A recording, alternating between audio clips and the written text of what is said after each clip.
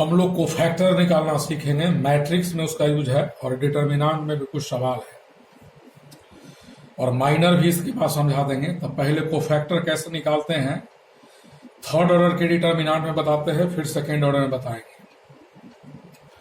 If A is equal to एक determinant है third order का जिसके फर्स्ट रो में ए बी सी है, सेकेंड रो में एक्स वाई जेड है और थर्ड रो में पी क्यू आर है।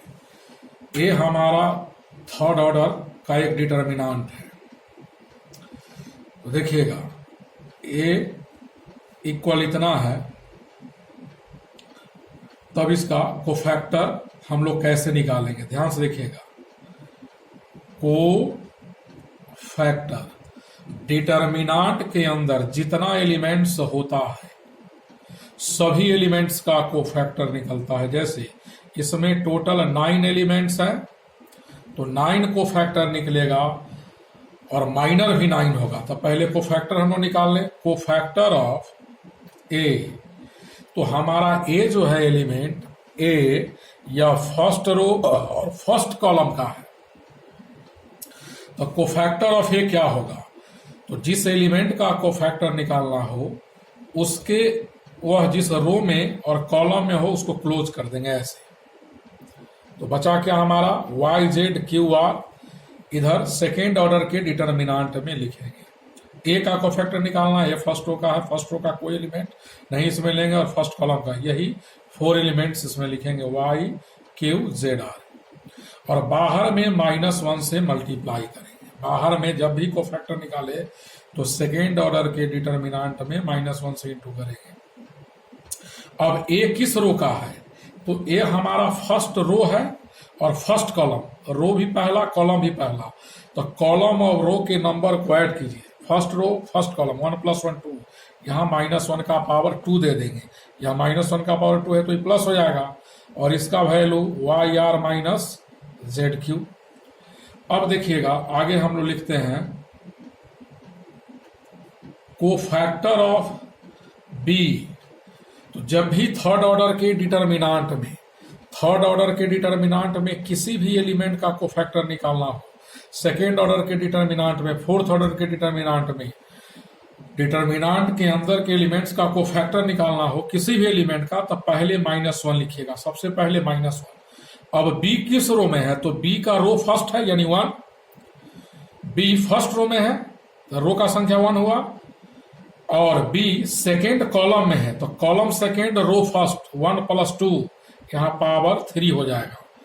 3 कैसे होगा, बी का रो पहला और कॉलम दूसरा तो 1 + 2, रो फर्स्ट कॉलम सेकेंड 1 + 2 3। अब इनटू डिटर्मिनेंट, बी जिस रो में है उसको और जिस कॉलम में है उसको क्लोज करेंगे। इसको क्लोज करेंगे हम लोग और इसको क्लोज करेंगे तो क्या बचेगा, वो एक्स पी जेड आर, वो इसमें लिख देंगे एक्स पी जेड आर। अब आप देखिएगा -1 का क्यों माइनस होगा, x × r माइनस पी, यानी कोफैक्टर में साइन स्कीम लगता है। देखिएगा कोफैक्टर ऑफ p निकालना है, मान p, तो p का कोफैक्टर हम लोग कैसे निकालेंगे, p यहां है, p आपका थर्ड रो और फर्स्ट कॉलम में है। तो किसी भी एलिमेंट का कोफैक्टर निकालेंगे सबसे पहले क्या लिखते हैं -1, और -1 का पावर क्या होगा, तो p जिस रो और कॉलम का है उसके संख्या को जोड़ दे और इसका पावर कर दे। p जिस रो और कॉलम का है उसके नंबर को ऐड करके -1 का पावर लेंगे। तो p फर्स्ट कॉलम और थर्ड रो, फर्स्ट और थर्ड 1 + 3, -1 का पावर यहाँ 4 हो जाएगा इनटू डिटर्मिनेंट। अब p के लॉन्ग क्लोज करेंगे जिस रो कॉलम में, p third row first column, इसको और इसको क्लोज करेंगे तो BCYZ बचेगा, यहाँ BCYZ, और -1 का पावर 4 है तो प्लस हो जाएगा, इसका वैल्यू BZ माइनस CY। किसी भी एलिमेंट का कोफैक्टर आप निकाल सकते हैं। जैसे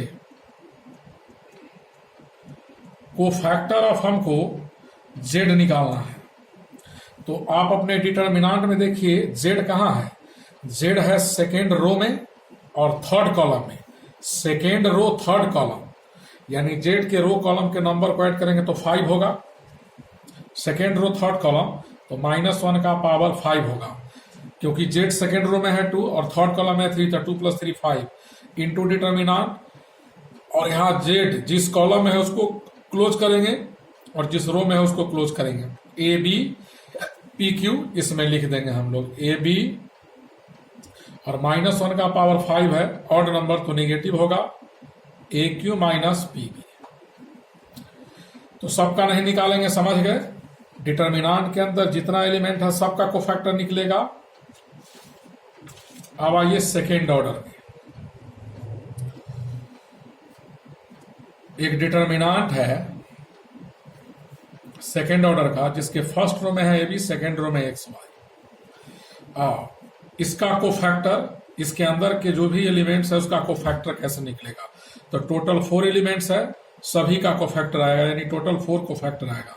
कोफैक्टर एलिमेंट का होता है, तो कोफैक्टर ऑफ ए -1 का पावर क्या होगा? तो ए हमारे फर्स्ट रो में है और फर्स्ट कॉलम में, तो 1 + 1 2 होगा, और ए के लॉन्ग क्लोज करेंगे तो ई और ई बंद होगा, क्या बचेगा? केवल वाई बचेगा, यानी -1 का स्क्वायर प्लस हो जाएगा, तो प्लस वाई।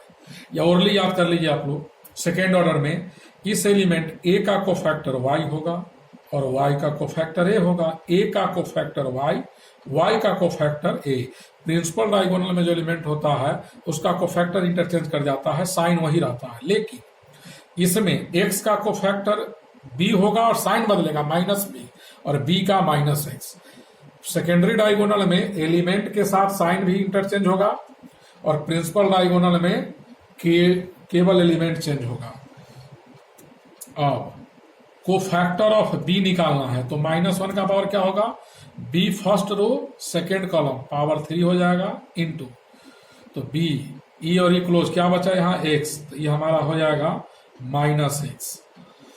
अब देखिएगा कोफैक्टर ऑफ x, -1 का power x second row first column power 3, E और ई क्लोज, तो क्या बचा? सिंगल एलिमेंट b, तो -b। कोफैक्टर ऑफ y, तो -1 का पावर y आपका है सेकेंड रो सेकेंड कॉलम 2 + 2 4, इसको क्लोज करेंगे, सिंगल एलिमेंट ए बचा ए। तो आपने देखा यहां सीधा ए का कोफैक्टर वाई, ए का वाई और वाई का ए, यानी प्रिंसिपल डायगोनल में एलिमेंट चेंज कर देंगे।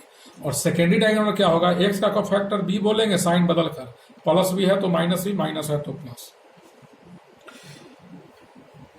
अब देखिएगा, if A is equal to, एक डिटर्मिनांट है 4 - 3 2 5, कहता है then find cofactor of each elements of determinant A। तो इस डिटर्मिनांट के अंदर जो जो एलिमेंट है सब का कोफैक्टर। तो सबसे पहले हम इस डिटर्मिनांट को लिख देते हैं 4 2 -3 5। देखिएगा सेकेंड ऑर्डर में डायरेक्ट याद कर लीजिए, कोफैक्टर ऑफ 4 क्या होगा? तो 4 प्रिंसिपल डायगोनल का में है, तो 4 का कोफैक्टर 5 लिखेंगे, साइन नहीं बदलेगा। अब कोफैक्टर ऑफ 5 क्या होगा? तो 5 का कोफैक्टर 4 होगा। आगे कोफैक्टर ऑफ -3, तो -3 का कोफैक्टर 2 होगा और साइन भी बदलेगा, यानी सेकेंडरी डायगोनल में एलिमेंट चेंज करेगा, साइन भी चेंज करेगा। कोफैक्टर ऑफ 2, तो 2 का कोफैक्टर -3 नहीं बोलेंगे, +3 बोलेंगे, 2 का कोफैक्टर +3। सेकेंडरी डायगोनल में साइन भी बदलेगा, एलिमेंट इंटरचेंज कर जाएगा, और प्रिंसिपल डायगोनल में केवल एलिमेंट चेंज होगा। आगे बढ़ते हैं।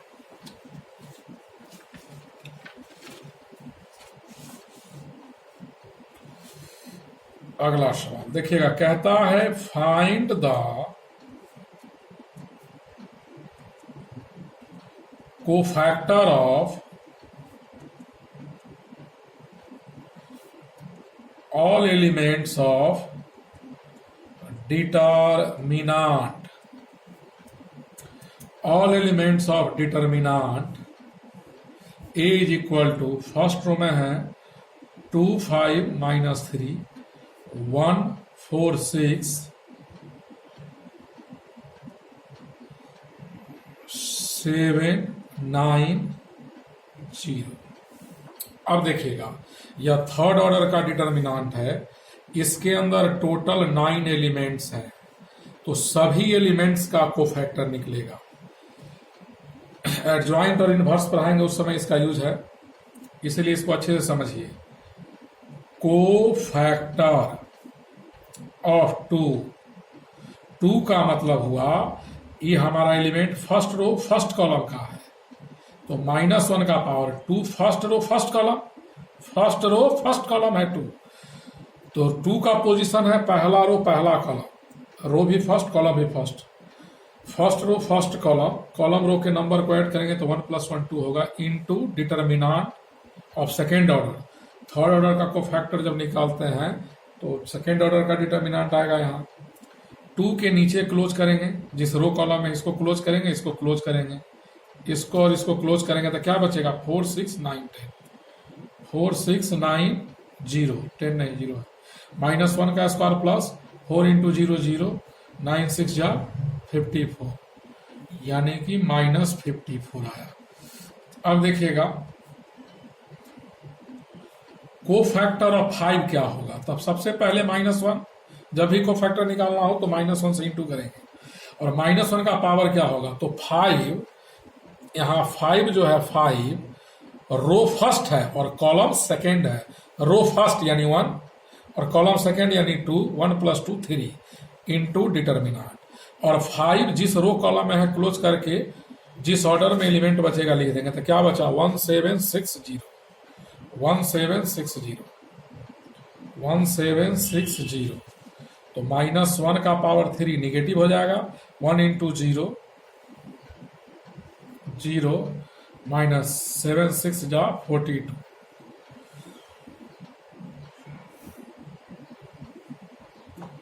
यानी कि माइनस माइनस हमारा हो जाएगा +42। अब कोफैक्टर ऑफ -3, -3 फर्स्ट रो में है, तो -3 का कोफैक्टर कैसे निकालेंगे वो देखिए। सबसे पहले -1 लिखेंगे, और -3 किस रो का है, रो फर्स्ट कॉलम थर्ड, तो 1 + 3 क्या हो जाएगा 4 इंटू डिटर्मिनांट। अब देखेंगे -3 जिस रो कॉलम में है क्लोज करेंगे, इसको क्लोज करेंगे और इसको क्लोज करेंगे, तो क्या बचेगा 1479 1479, -1 का पावर इवन नंबर है तो +9 1 जा 9 7 4 जा 28, ये हमारा -19, यानी साइन स्कीम जिस तरह डिटर्मिनांट में लगता है कोफैक्टर निकालने में उसी तरह। अब देखिएगा कोफैक्टर ऑफ, इस डिटर्मिनांट में 1 का निकालना है, तो 1 किस रो का है, row second column first, row second यानी 2 कॉलम फर्स्ट यानी 3, तो -1 का कोफैक्टर ऑफ 1 में हम लोग लिखेंगे -1 का पावर क्या 1 सेकेंड रो और फर्स्ट कॉलम में है तो 3 इंटू डिटर्मिनांट। अब देखिए इसी पेज पर 1 के लॉन्ग क्लोज करेंगे ऐसे और ऐसे, तो क्या बचेगा 5 - 3 9 0, 5 - 3 9 0, तो ये माइनस हो जाएगा 5 × 0 0, और माइनस माइनस +27 यानी -27। इसी प्रकार जितना एलिमेंट है इसमें सबका कोफैक्टर आप निकाल लीजिएगा। अब आगे देखिए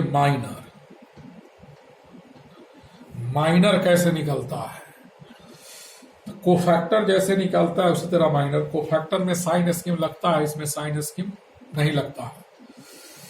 जैसे if A is equal to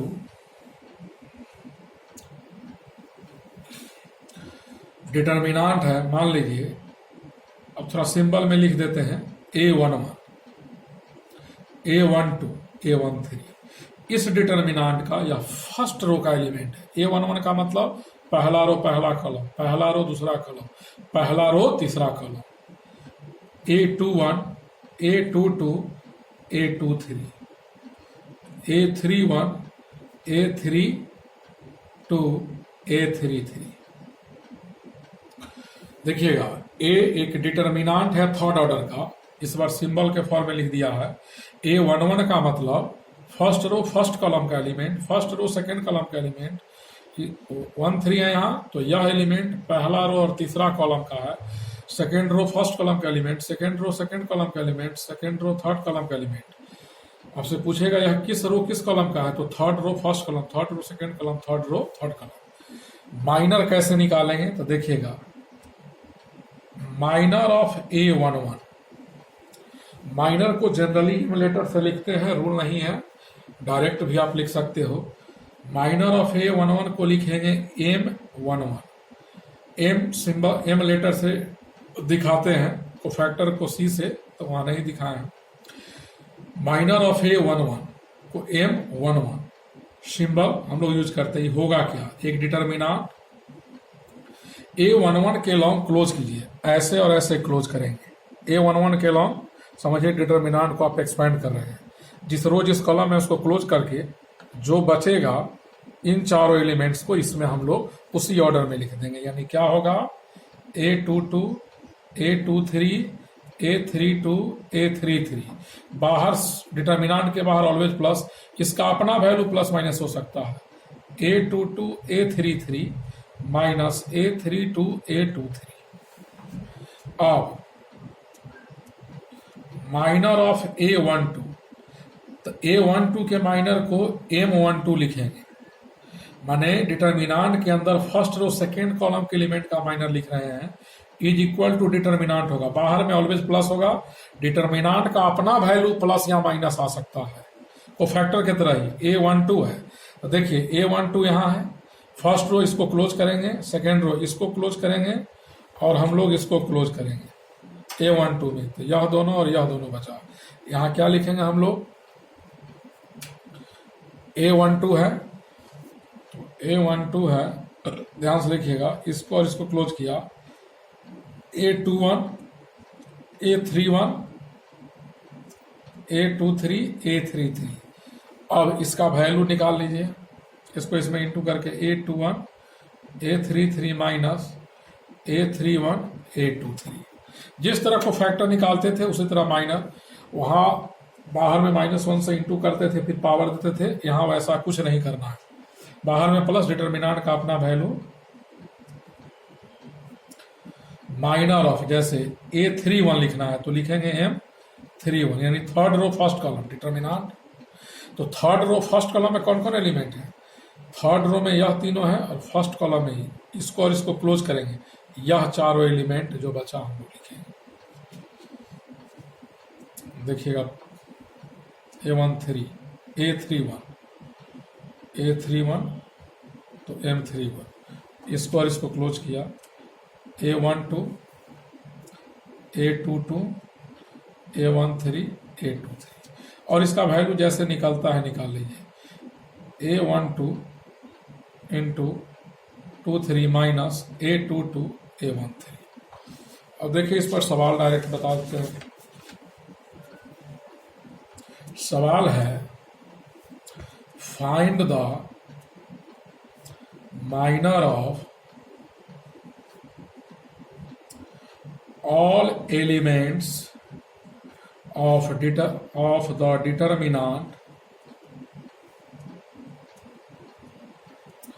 determinant A is equal to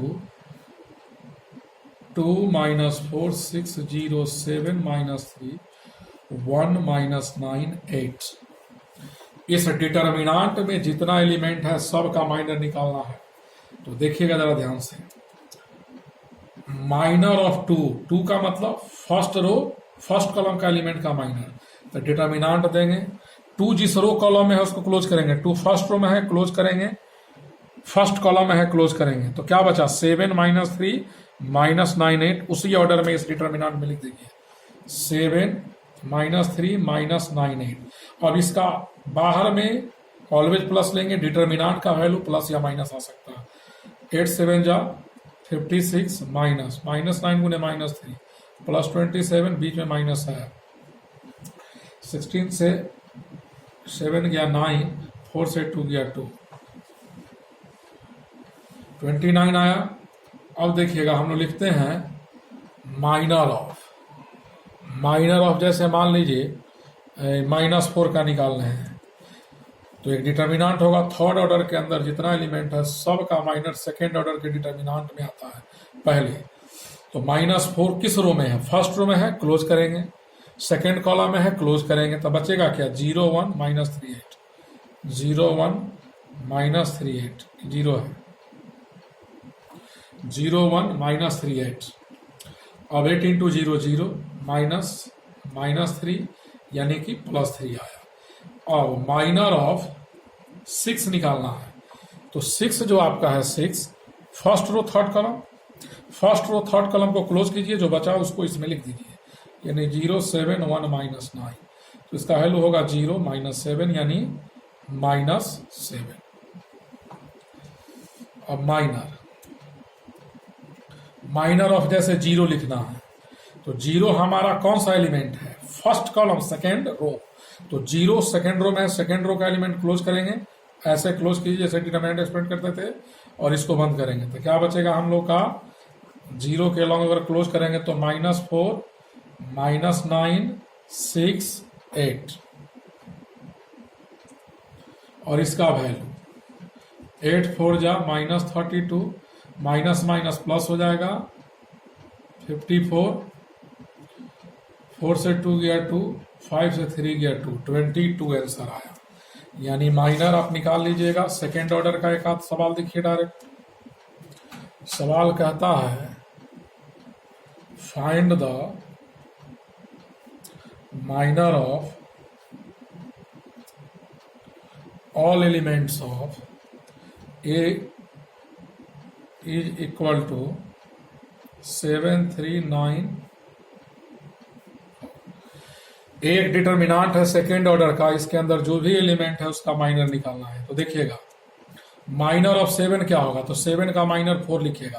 principal diagonal में एलिमेंट चेंज होता है, उसका जो साइन है वही रहेगा। माइनर ऑफ 4 क्या होगा? तो 7।